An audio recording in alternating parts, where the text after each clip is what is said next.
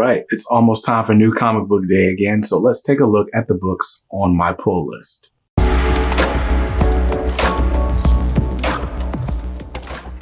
Welcome back to Comics Are Dope. I'm BJ Kicks, and this is the Pull List. It's my weekly video series where I look at the books coming out and I tell you what's on my pull list, what's on the chopping block, and what's on the maybe list. This time, we're taking a look at this Wednesday, August 16th, 2023.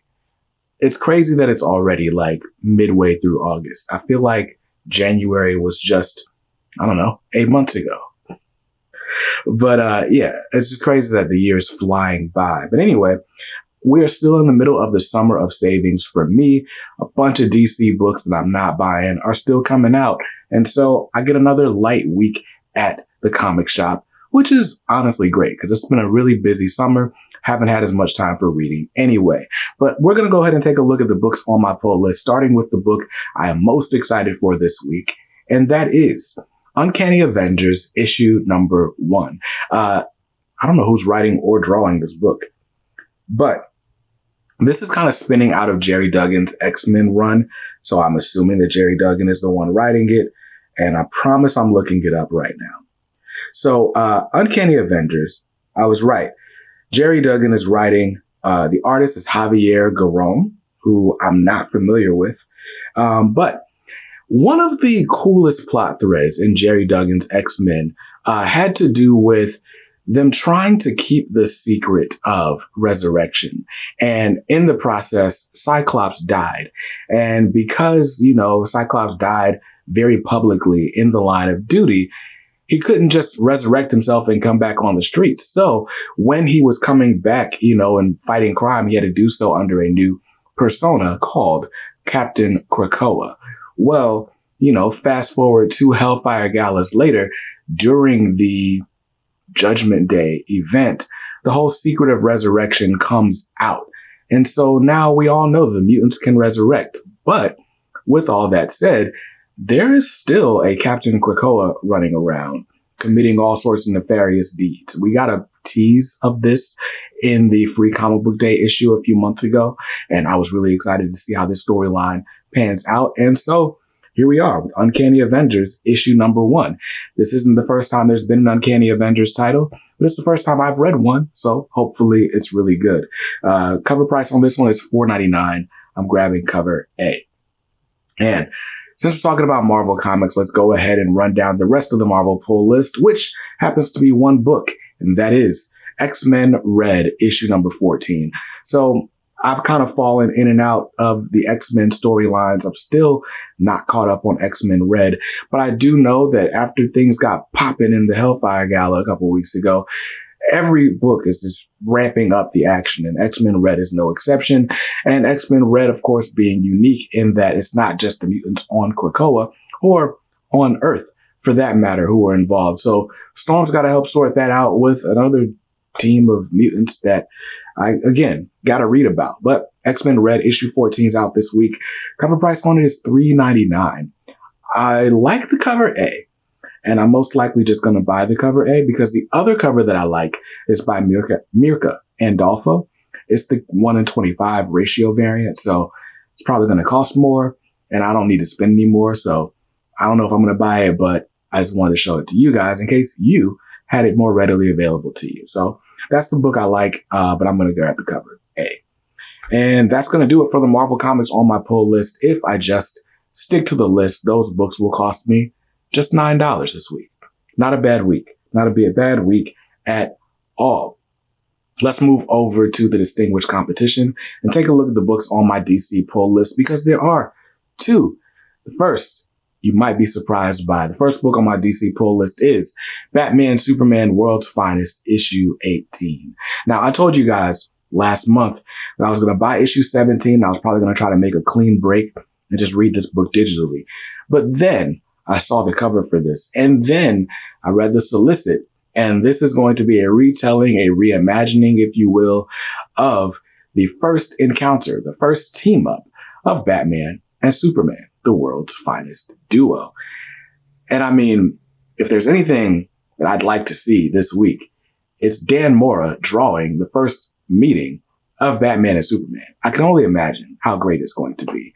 Plus, I've been reading Mark Waid, like while I was on vacation last week, so I've been reading a lot of Mark Waid stuff. I even read that World's Finest Teen Titans book from last week, 2 weeks ago, last month. I don't know. I read that. I like that. Mark Waid just never lets you down. Doesn't fill you up, never lets you down. I feel like that was a slogan for something. Anyway, so World's Finest 18 is still on the pull list. Sue me. Cover price on this is $3.99. I'm grabbing cover A. And the last book on the DC Comics pull list is a DC Comics book from Milestone Media. This is Icon vs. Hardware, issue number 4.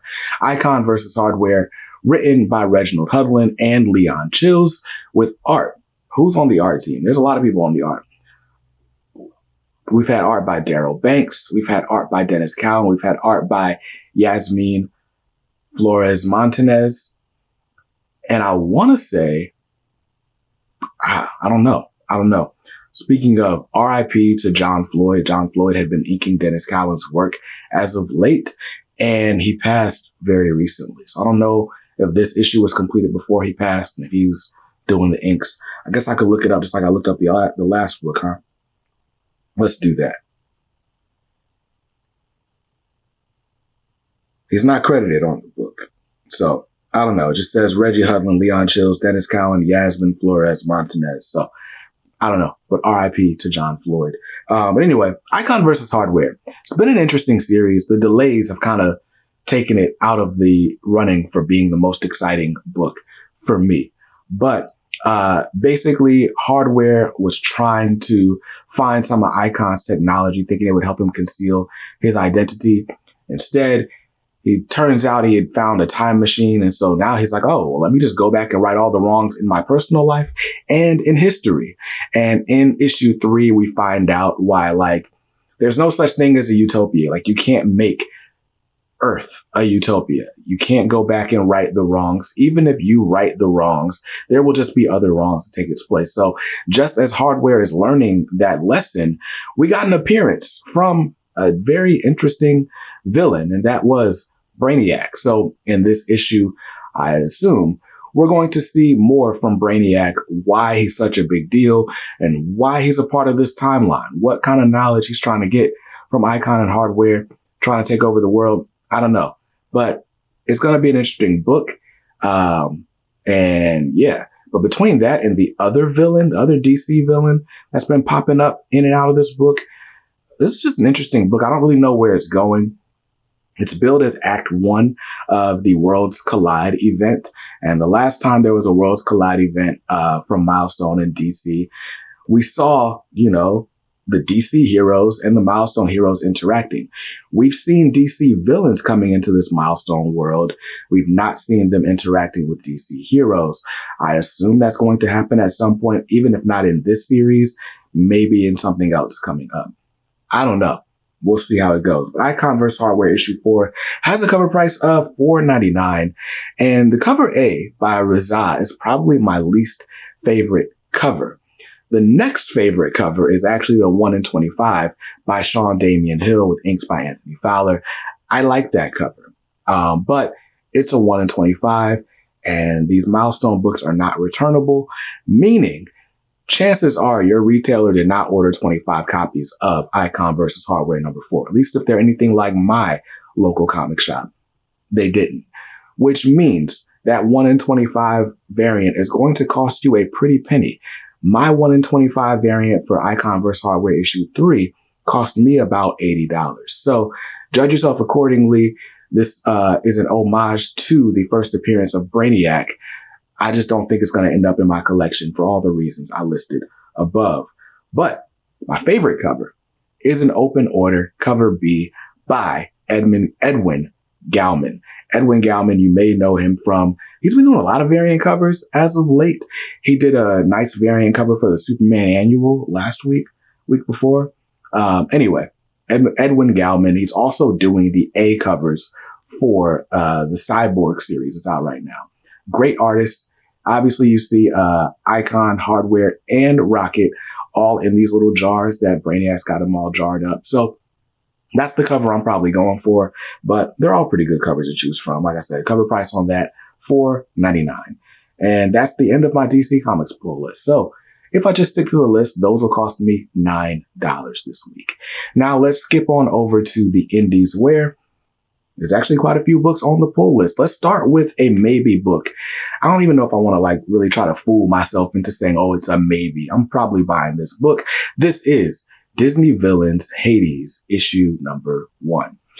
So Disney Villains Hades is written by Elliot Kalan with art by Alessandro Rinaldi. Not familiar with either of those names, but Karen Darboe is on the cover. I like that cover a lot, the cover A. But anyway, this is going to be the run-of-the-mill Disney prequel story. It's not like the prequel, like you need to read it to understand, Hades' role in the first Hercules movie or anything like that. But this is just taking characters that you know and putting them in a situation before the story that you know, and hopefully giving you a good adventure out of it. Now, I think your mileage is going to vary with these Disney Villains book. I love Disney Villains Maleficent. I was like, about Disney Villains Scar. But I think it's going to just depend on how badly you want to see the world that these characters live in. Because I didn't really watch Sleeping Beauty as a kid, I didn't really know much about Maleficent. I enjoyed the adventure in Maleficent's life.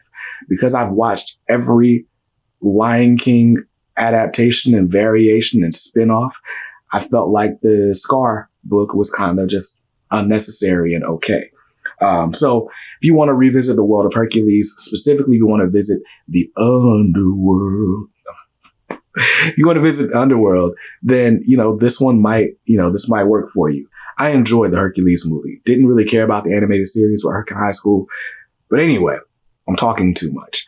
This is going to give us an adventure. It's basically Hades trying to go on a quest to get something, to do something that might prove his worth to the gods. We can guess how that's going to end, but we can at least enjoy the journey.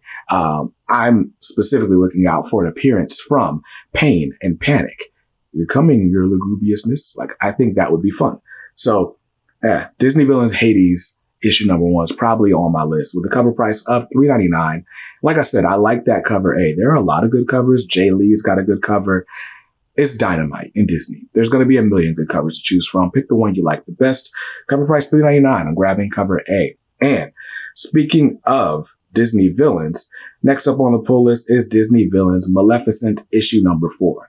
This has been a fun book, basically just kind of showing us how bad Maleficent is. She's look, she's powerful. You don't want to cross Maleficent. We've seen people crossing Maleficent in this series, and it's not going the way they expected it. Nope, it's not. And so we got a knight who's been previously unbeaten, who's going to make his way into Maleficent's castle to challenge Maleficent. Like I said before, we can probably guess how that's going to go, but it doesn't take away from the fact that we'll enjoy the story, especially because Sue Lee's illustration is just amazing. This is a book that I totally buy for the art, and she does a great job of letting the art tell the story, not crowding everything with dialogue. I guess that's the good thing about having an artist writing your story, that they are also illustrating. Anyway, nothing but good things to say about Maleficent. Issue number 4 is out this week with a cover price of $3.99. I'm grabbing cover A. And next book on the indie pull list is actually a maybe book. Now, you might have been paying attention, you might not have. You might have believed me, or you might not have, when I told you that I was dropping Teenage Mutant Ninja Turtles. And I have to say, issue 141 was, in fact, my last single issue of the Teenage Mutant Ninja Turtles. Yes, I quit after 141 issues. But this week, we've got a one-shot. It's Teenage Mutant Ninja Turtles Splintered Fate, issue number 1. Like I said, it's a one-shot. It's out of continuity, or at least out of current continuity. But this is basically a mystery thriller book. Splinter's been kidnapped. The Turtles got to figure out who kidnapped him, why, get him back. And I'm specifically buying it because Master Splinter is in it. If you've been reading the mainline TMNT book, then you know that Master Splinter's been off the table for quite a while due to reasons that you can read if you decided to read all 13 volumes of Teenage Mutant Ninja Turtles, leading up to issue 100, this culmination of the City at War story arc. But anyway, because we're not getting Master Splinter in current Turtle continuity, I figured, hey, this will be a fun book, and Master Splinter's in it. So it's a one-shot. It's on the maybe list just because, I have commitment issues. But Splinter's been kidnapped. Now, I like the cover A on this book, but I think the cover that I'm going to buy is the cover B by Iosu Palacios. Hope I said that right. It's not a name I'm familiar with, but just looking at the cover, he reminds me of like a cross between like Dan Mora and Sanford Green, both artists that I like a lot. And so I like this cover. So cover B by Iosu Palacios. It's going to cost me $3.99 this week. And that's what I'm grabbing. If I grab it, because it's on the maybe list. Now, the last book on the indie pull list this week is The Walking Dead Deluxe issue 69. Yes, The Walking Dead Deluxe. The Walking Dead by Robert Kirkman. Art by Charlie Adlard. Colors. New, fresh colors by Dave McCaig. And that's the reason to buy this book. If you've never read The Walking Dead before, then you may not know that the series was originally made in black and white. And now we've got it in color. Only if you buy these deluxe single issues, though.